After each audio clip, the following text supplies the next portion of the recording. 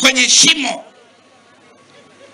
kwa sababu akili yao katiba mpya wakiamka, namna gani tunaingia kwenye madaraka. Lakini mfugaji, haki za kiraia, hiyo sio issue yao. Sisi tunataka kuingia madarakani. Kwa hiyo muswada ukapelekwa bungeni. Waliposikia unapelekwa bungeni,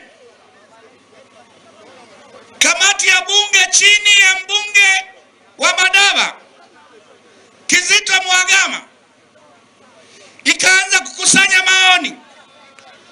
Wananchi na asasi na watu wengine 1702 walitoa maoni, na Chadema walitoa maoni. Walikimbia kule wakawai bungeni wakatoa maoni. Ndipo bunge likatimiza kazi yake, tukapata sheria mbili. Sheria ya kwanza ni kuanzishwa kwa Tume Huru ya Taifa ya Uchaguzi. Jina la zamani ilikuwa inaitwa Tume ya Taifa ya Uchaguzi, na kwa maana hiyo tutakuwa na Tume Huru ya Taifa ya Uchaguzi. Piga makofi kwa Dr. Samia Suluhu Hassan. Piga makofi kwa Bunge la Jamhuri ya Muungano wa Tanzania. Kwa hiyo katika sheria hiyo ya kuanzishwa kwa Tume Huru ya Taifa ya Uchaguzi inaeleza namna ya kuwapata wajumbe wa tume hiyo. Zamani rais alikuwa anateua wajumbe, lakini sasa hivi kwa sheria hiyo wajumbe itabidi waombe. Yani hata Iringa huku kama una sifa waomba, wajumbe waombe. Kutakuwa na kamati ya usaili chini ya mwenyekiti jaji mkuu akisaidiwa na jaji wa Zanzibar. Kutakuwa na katibu wa tume ya utumishi wa mahakama. Watu wataomba, majina yale yanafanyiwa usaili, yanapendekezwa kwa ajili ya uteuzi. Hayo ni mabadiliko makubwa sana. CCM oye! Sheria hiyo inaeleza namna ambayo mtu umemteua, namna ya kumtoa. Zamani ulikuwa unaweza kumtoa, sasa hivi hapana. Kuna mchakato wake kupitia kamati paka wajiridhishe ndio atoke. Wanataka kitu gani hawa? CCM oye! Sheria pili ni sheria ya uchaguzi wa rais, wa bunge na madiwani. Sheria hii, jambo la kwanza, inaeleza kwamba uchaguzi utasimamiwa na watumishi waandamizi wa umma na sio wakurugenzi kama zamani. Sheria hii inaeleza pia hakuna kupita bila kupingwa. Wanataka nini hao? Utasikia tumechoka sisi watu kupita bila kupingwa. Nani kakwambia watu watapita bila kupingwa? Utasikia sisi tumechoka watu engua. Nani kakwambia watainguliwa? Utasikia na kesho atakuja hapa, hatuwezi kuingiza timu sisi, tumechoka uchaguzi kusimamiwa na wakurugenzi. Nani kakwambia utasimamiwa na wakurugenzi? Kimsingi hawana hoja. Mabadiliko yamefanyika, uchaguzi utafanyika.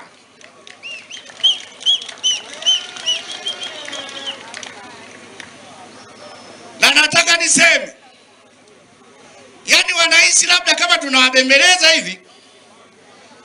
Mimi nasema, nimwambia Mbeya, nyie mkiamua kususa uchaguzi shauri lenu. Sisi tutaendelea na uchaguzi. Uchaguzi huu upo sio kwa matakwa ya CCM. Uchaguzi huu upo kwa matakwa ya katiba ya Jamhuri ya Muungano wa Tanzania.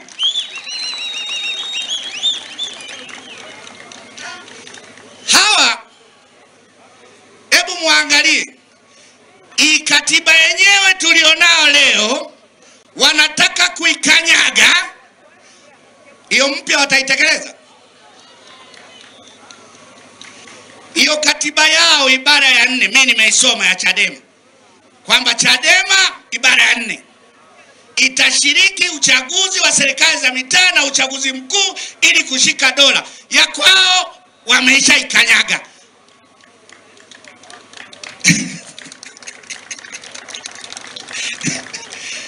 Wakija waulizeni ibara ya 4 inasemaje, wawasomee hadharani, hawatosoma.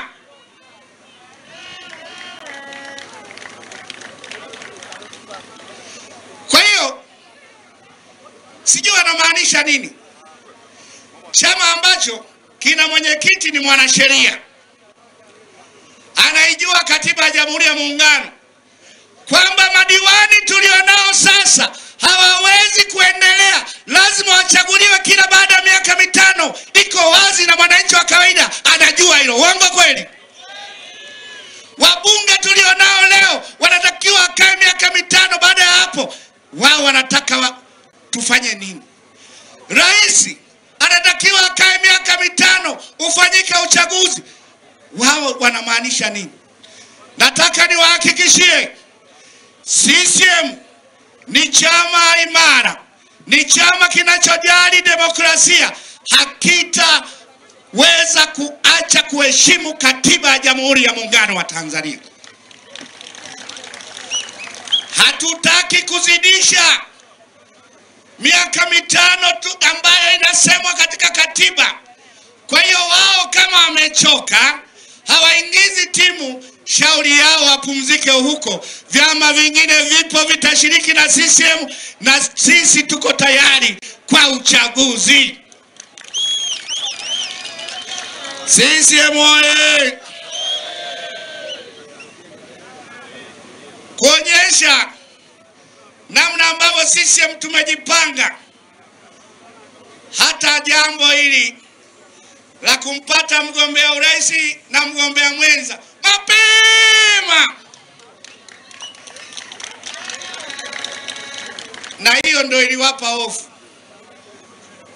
Wanamuona Samia, hivi usamia kwa mambo aliyoyafanya tunashindana naye kweli? Sasa hivi kule ukiwauliza, je, mgombea urais hivi anaweza kuwa nani kwa mfano mkishiriki uchaguzi?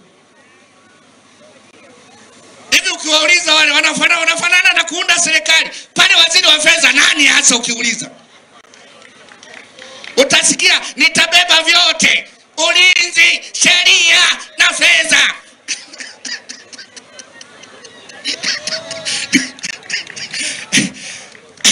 Pale waziri wa mambo nani? Hawafanani, hawana uwezo huo. Kwa hiyo wameogopa kuingiza timu uwanjani. Lakini simaanishi dabi ya tarehe 8. CCM oye! Wananchi mpo? Wananchi mpo? Wananchi wenzangu mpo? Wananchi! Mama kweli Tanzania inapendeza. Nimewasikia wananchi mpo. Siongelei dabi. Ubaya ubwela mpo? Simba oye! Hiyo ndo Tanzania furaha bwana. Uongo kweli? Habari hii inatokea jijini Arusha, inahusiana na hoteli ya kimataifa ya Parrot Hotel. Hoteli hii ina hadhi ya nyota 4 ya ukweli iliyopo Kaloleni jijini Arusha. Jengo lake ni la ghorofa lenye floor 13, vyumba 116 vya kulala vyenye hadhi tofauti. Hapa kuna executive suite, junior suite, executive, standard bedroom, double deluxe na twin bedroom. Parrot Hotel ndani yake ina migahawa miwili. Mmoja ni maalum kwa ajili ya kupata kahawa za aina zote. Sehemu ya pili ni ya kupata chakula pekee. Hapa kuna bar maalum yenye swimming pool iliyopo floor ya 3. Kuna kumbi za mikutano kubwa 2 na kumbi ndogo kwa ajili ya vikao. Katika Afrika Mashariki, Parrot Hotel kwa sasa ni hoteli ya mfano kutokana na ubora wa huduma zake.